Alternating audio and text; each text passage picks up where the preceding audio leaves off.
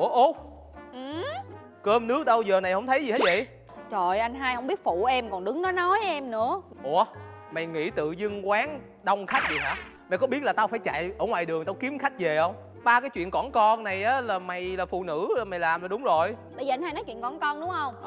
Bây giờ mình đổi vai cho nhau đi, mình cá độ với nhau đi. Là sao tao không hiểu? Là bây giờ á, em sẽ là anh hai sẽ là em. Em á sẽ lo vòng ngoài đi ngoại giao, còn anh hai á là sẽ lo hết việc bếp núc. Việc cỏn con mà anh hai nói á. Rồi thắng thua thì tao được gì mất gì? Thì nếu mà thắng á thì em sẽ không bao giờ lèm bèm anh hai nữa, mà em sẽ làm hết tất cả mọi việc cho anh hai. Em sẽ nấu ăn một ngày 10 bữa cho anh hai ăn luôn. Rồi thí dụ tao thua rồi sao? Thì anh hai á phải làm phụ em việc nhà mà không có được lèm bèm em nữa. Ok. Chơi đúng không? Trời ơi, tưởng gì ba cái chuyện cỏn con này hả? Tao làm một cái một. Được rồi, cái một chưa hết. Cái gì vậy? Nè, đội lên đi. Tự nhiên mắc gì phải đổi? Đeo tập về vô. Sao vậy? Anh hai phải đeo lưu như vậy á thì anh hai mới biết là lúc mà em làm việc á em nóng nực tới cỡ nào. Anh đã sẵn sàng. Em cũng đã sẵn sàng. À không, mình phải đổi vai cho nhau chứ. Anh đã sẵn sàng. Rồi bây giờ á anh sẽ đi ra ngoài ngoại giao, em ở lại canh quán làm mấy cái chuyện cỏn con nghe chưa? Em ơi, cho anh order nước mang đi. Dạ anh đợi em xíu à. Ủa, mới nghe tiếng đây mà hình đâu rồi? Anh gì đó ơi. Anh ơi. Qua ở dưới nè. Nè nháo không có giỡn vậy nha. Qua người lớn rồi. Qua nói với bé qua 30 tuổi rồi đó. Qua có râu rồi nè. Ủa? Dạ em xin lỗi anh, tại em không biết, em nhìn sai em tưởng nít. Vậy anh em mới nghe hình như là anh order nước mang đi đúng không anh? Thôi bây giờ qua không đi nữa. Qua ở đây qua uống nước, qua ngắm bé được không? Rồi ok rồi, cũng được. Rồi anh muốn ngồi đâu anh ngồi đi, rồi tôi đem menu lại cho anh. Vậy qua ngồi đây ha. Em làm cái gì mà khách vô mà chửi khách như vậy em? Chửi đâu? Em lớn tiếng với khách rồi anh nghe Giọng rõ em ràng. đó giờ vậy mà. Không có được như vậy nha, để anh xin lỗi khách. Anh gu mình nè. Chào anh. Xin lỗi nha, hồi nãy em nó nạt nộ quá. Không gì. Nó cái tính nó vậy á, bởi vậy ế tới giờ. Vậy là con bé nó vẫn độc thân. Ủa mà sao anh biết vậy? Thì tại vì á tôi tới đây tôi nhìn phát là tôi biết. Ôi, tính ý quá à. Nè, giờ không biết uống gì á, uống đỡ ly trà nóng này đi. Rồi tôi vô tôi làm công chuyện nào mà nghĩ ra được món gì nói tôi làm cho. Bé. Gì nữa? Thấy bé cũng bận rộn á. Không ấy bé tuyển anh vô làm phục vụ chung với bé được không? Cái chuyện này thì Đương nhiên là không rồi chứ cái gì.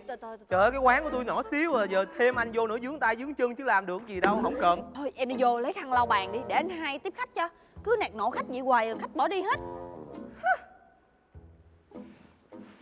Hớ không cũng dễ thương nữa. Ủa chú tôi hỏi là bộ tôi nấu gì con bé nó cọc cằn hay sao?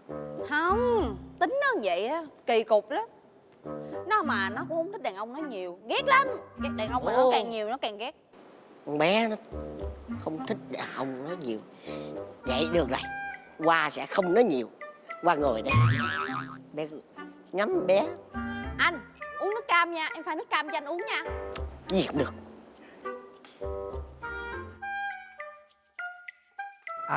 Anh nhấc cái chân lên cho em quét một cái anh. Anh nghe em nói không? Vậy thôi đây. Anh qua đây anh ngồi giúp em đi, để em quét cái chỗ đó xong rồi anh quay lại anh ngồi cũng được anh. Anh, tôi nói gì anh hiểu không? Tính làm cô Hồ Anh Binh vô khóa quán tôi hả? Ê. Tự ra là với khách vậy. Anh đã nói rồi mà. Anh nói gì anh coi nè. Tự nhiên em lại em muốn quét cái chỗ này, em kêu ảnh là tránh ra giơ chân lên để em quét chút xíu. Ảnh im re, anh không nói gì hết á. Tại vì Hoa không thích nói nhiều với bé. Anh thấy không? Thôi cái gì mà thôi. Nghĩ sao vậy Tiên? Vô quán người ta ngồi mà người ta đang quán người ta bán nước, vô không kêu ly nước nào uống hết trơn á. Là sao? Là tính vô đây ngồi xài wifi chùa, xài máy lạnh chùa hay gì? Không có, ảnh kêu nước rồi, anh kêu nước cam đây nè. Nước cam của anh nè anh. Trời ơi, anh hai nói rồi, anh hai kêu em vô lau bàn thôi, tự nhiên lấy cái chổi ra quét làm chi rồi gây gỗ với người ta vậy? Anh hai, chứ anh không thấy là cái sân mình nó dơ hả? Em phải quét đi bụi bẩn rồi mấy cái tạp uế rồi ra cho nó sạch sẽ, nó thoáng đãng rồi em lau bàn sao? Ôi, đừng có vậy nữa mà. Bây giờ em vô nấu cơm cho anh hai ăn đi.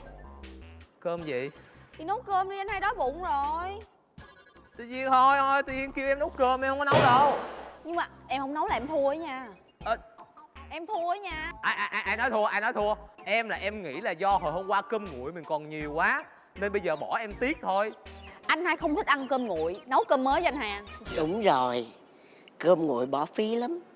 Để đâu qua vô qua chỉ cho bé nấu cơm chiên để khỏi phải bỏ cơm nguội hen.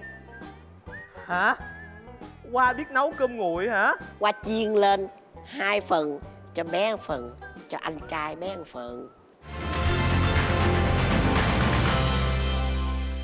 Cách nấu 2 kiểu cơm chiên siêu ngon. Kiểu 1: chuẩn bị 25g bơ, tỏi băm 30g, hành tây 40g, thịt bò 100g, 50g hạt ngô luộc, 300g cơm nguội, 2 quả trứng, 25ml sữa tươi, 1 thìa canh nước tương, 1 thìa cà phê hạt nêm, hành lá, dầu ăn. Thực hiện: đầu tiên bạn ướp thịt bò với 1 thìa canh nước tương và để yên trong 15 phút. Tiếp theo, bắt chảo lên bếp và cho bơ vào chảo. Sau khi bơ đã chảy, bạn cho hành tây và tỏi vào phi thơm. Rồi cho hạt ngô vào đảo đều.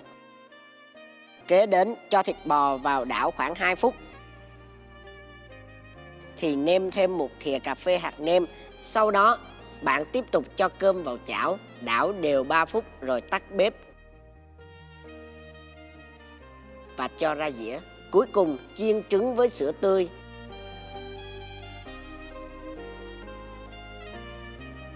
Sau khi trứng vừa chín thì phủ trứng lên mặt dĩa cơm.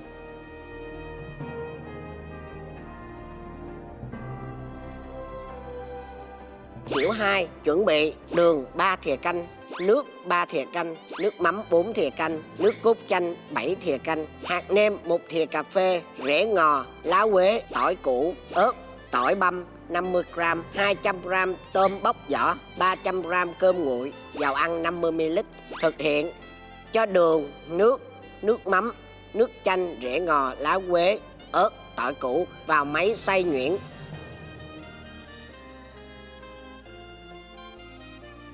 Tiếp theo, bắt chảo lên bếp, phi tỏi thơm và cho nửa phần tôm vào xào. Khi tôm săn lại thì cho cơm và xào chung với tôm.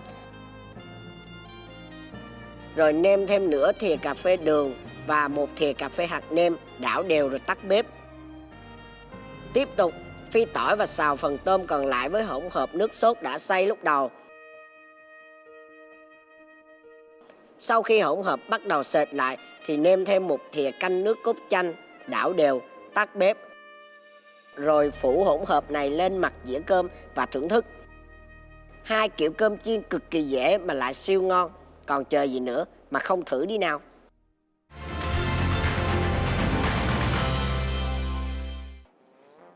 Bé có thấy cơm qua nấu ngon không? Ngon, cơm chiên mà ăn như cơm trắng vậy anh.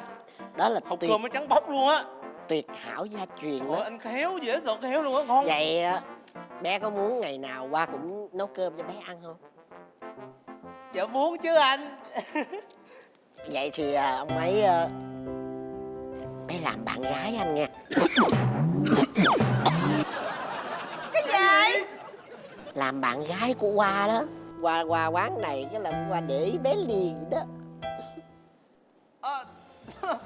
Không được luôn anh ơi.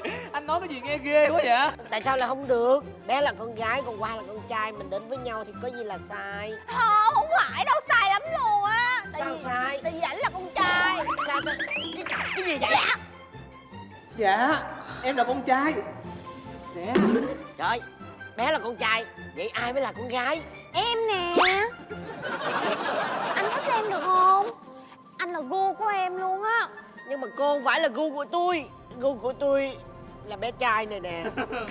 Trời. Tại sao gu của tôi là đàn ông? Không lẽ tôi 3D được sao? Trời ơi. Trời ơi. Trời ơi là trời. Anh ơi, anh thích em đi, em thích anh lắm. Không, xe ra đi bánh bèo. Trời ơi, thơm quá anh ơi. Em nha. Anh. Ngon quá anh ơi, cho em thử Còn nha. anh. Thử mới đi.